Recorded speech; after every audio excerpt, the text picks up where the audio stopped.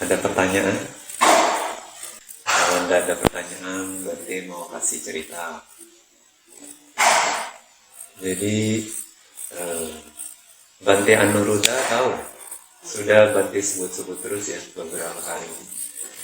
Jadi Bante Anuruddha yang paling sakti. Apa kesaktian Bante? Mata Dewa. Ya, jadi Bante Anuruddha satu hari pulang ke kampung halamannya. Di mana Bante Anuruddha tinggal? Bante Anuruddha masih sepupunya Buddha. Masih sepupunya Buddha. Jadi tinggalnya di Kapilawatu. Nah, waktu pulang itu ketemu sama keluarganya.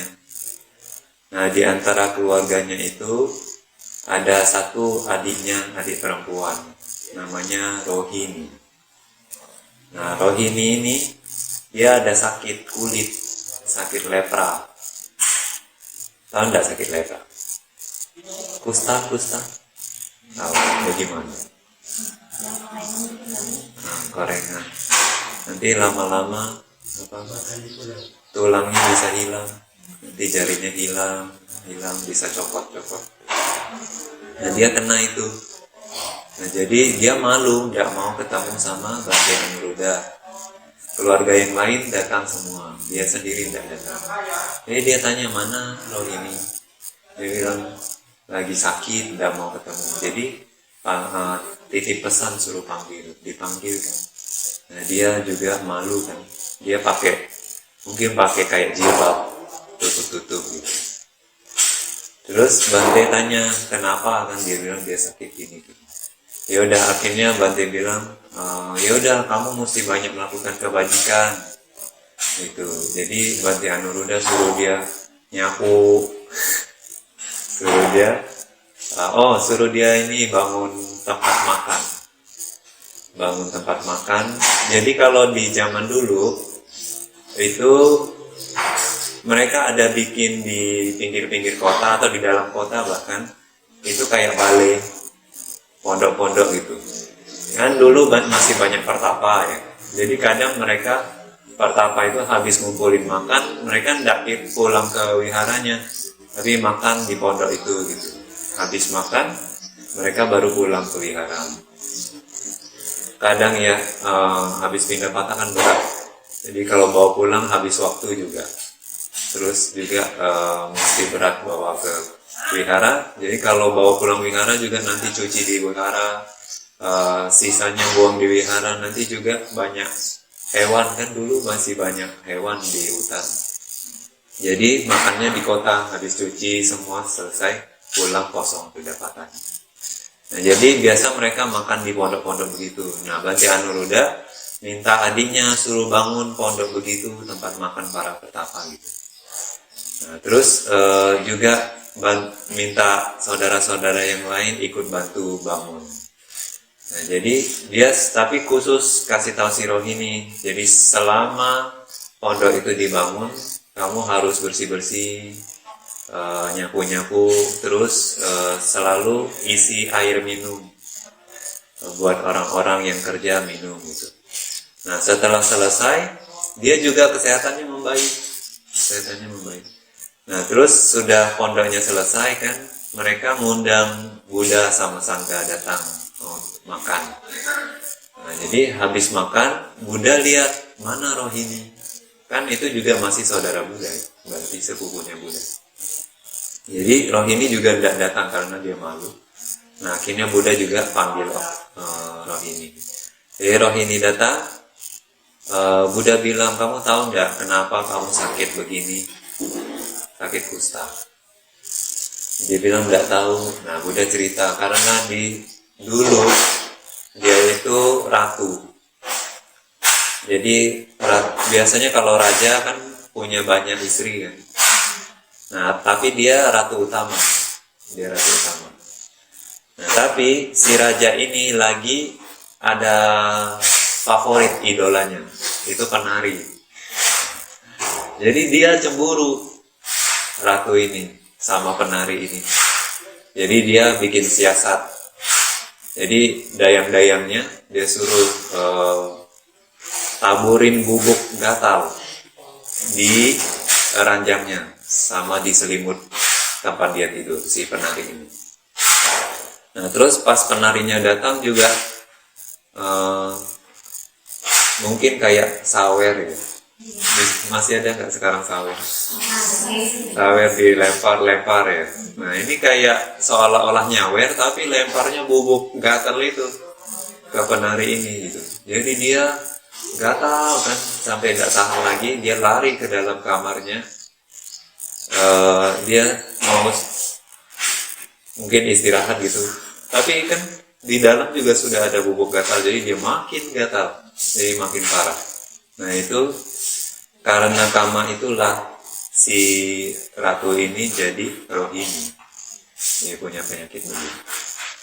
Nah jadi terus Buddha setelah itu bilang, makanya kalau ada kemarahan itu jangan sembarang bertindak gitu. Jangan balas melakukan sesuatu yang tidak baik ke orang lain gitu. Jadi pelan-pelan Buddha kasih Dhammadesana, terus banyak yang pengikutnya juga jadi Sotapanna. Rohini juga jadi Sotapanna. Nah waktu dia jadi Sotapanna, kulitnya pelan-pelan jadi baik. Nah, apa yang kita pelajari?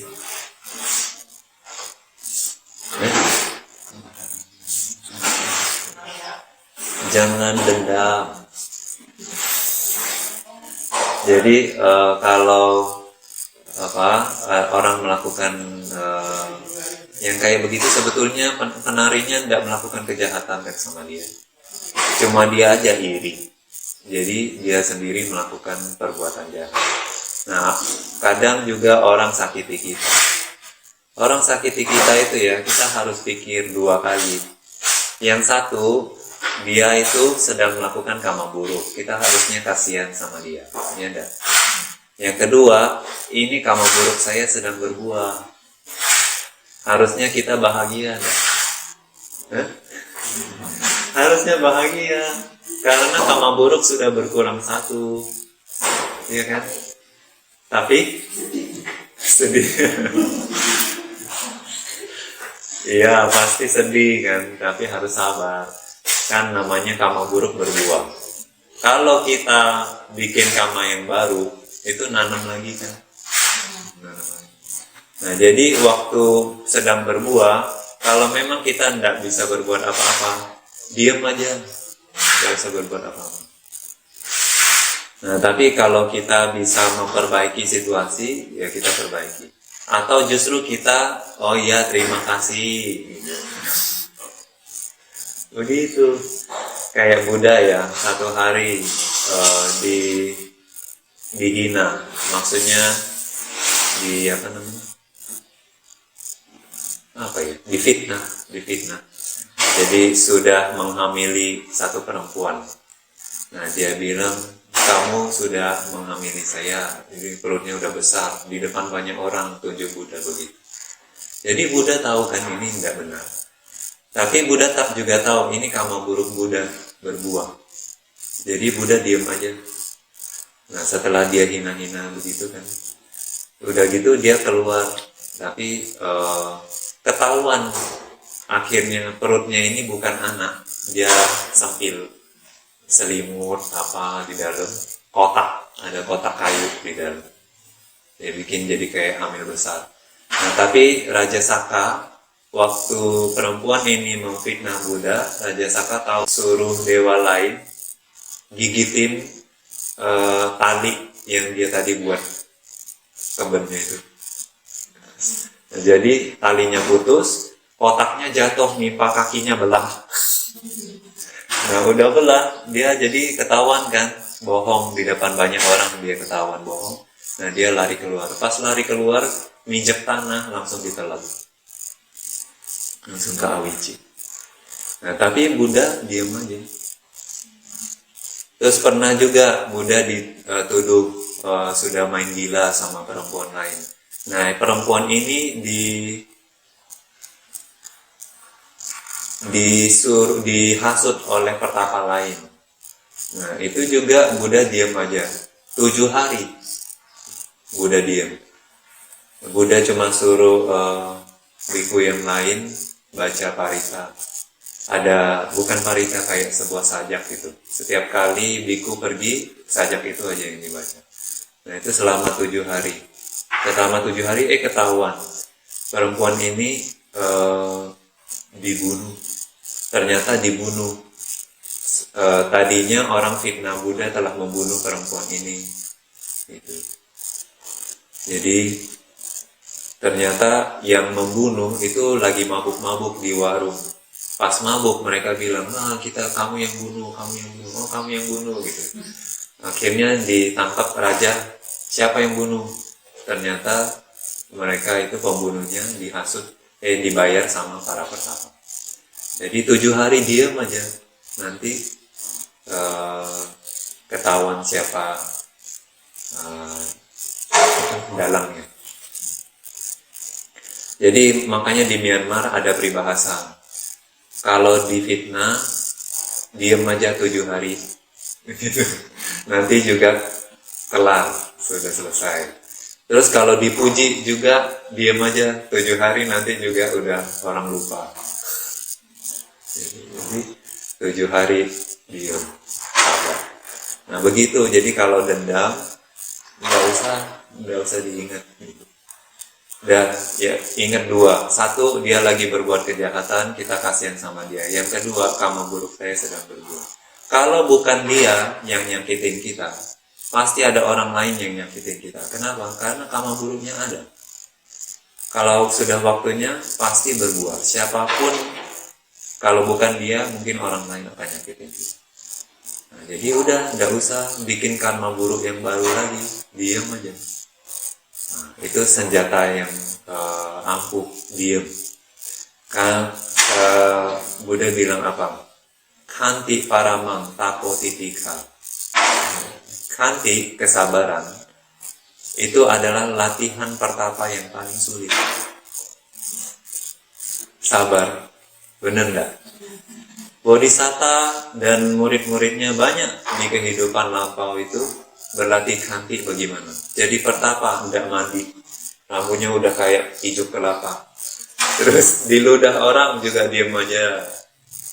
Itu sampai orang kira ya, karena habis ngeludah orang dapat rezeki. Jadi orang kira, kita ludahin dia biar kita dapat rezeki. Jadi satu kampung ngeludahin dia. Nah, jadi dia diam aja. Itu Bhante Moggallana dulu. Nah akhirnya ada satu yang bilang enggak benar kayak begini, masa pertapa kita ludahin. Jadi dia bilang ke pertapa itu, dia minta maaf. Terus pertapa itu bilang apa? Kamu cepat lari dari sini, dia bilang. Dalam waktu berapa hari lagi ini satu kampung akan hancur. Dia bilang begitu. Nah bukan karena pertapa itu yang hancurin kampung itu, tapi dewa yang melihat kejahatan orang-orang kampung itu yang meludahin pertapa ini. Padahal dia kan orang yang punya moralitas baik gitu ya. Jadi para dewa itu bagaimana cara hancurinnya? Pertama hujanin permata. Jadi orang-orang pada keluar kan mengutin permata tadi karena pada serakah. Nah udah semua ngumpul di luar rumah, dihujanin batu. Jadi mati semua satu kampung. Nah itu, dan pertapa ini sendiri dibawa lari sama pertapa yang lain juga. Karena pemimpinnya tahu kampung itu akan rusak oleh dewa, jadi dibawa lari. Dia tadinya tidak mau lari coba. Nah itu dia belajar kanti itu begitu, untuk ngumpulin para. Nah, seperti itu kanti, dan tidak gampang. Coba orang ludahin. Tidak gampang kan? Ya, jadi tidak gampang tapi sangat bermanfaat. Buddha bilang apa? Kalau yang mudah dilakukan itu tidak betul-betul bermanfaat. Yang sulit dilakukan justru bermanfaat. Meditasi sulit nggak? sulit tapi bermanfaat. Jangan mesti hati juga meditasi itu. Kadang tidak bisa 5 menit itu konsentrasi, tidak bisa. Kadang banyak gangguan, tidak apa-apa ganti. Minimal bikin tekad 10 menit saya duduk, besok 15 menit, besok setengah jam gitu. Meskipun belum ada konsentrasi, belajar ganti dulu.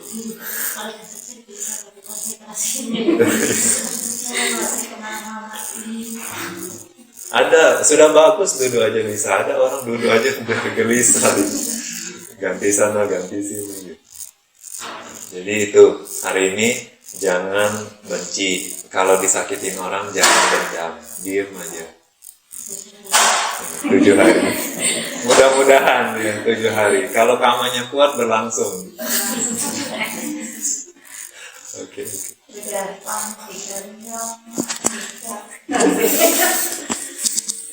Oke, pelimpahan jasa.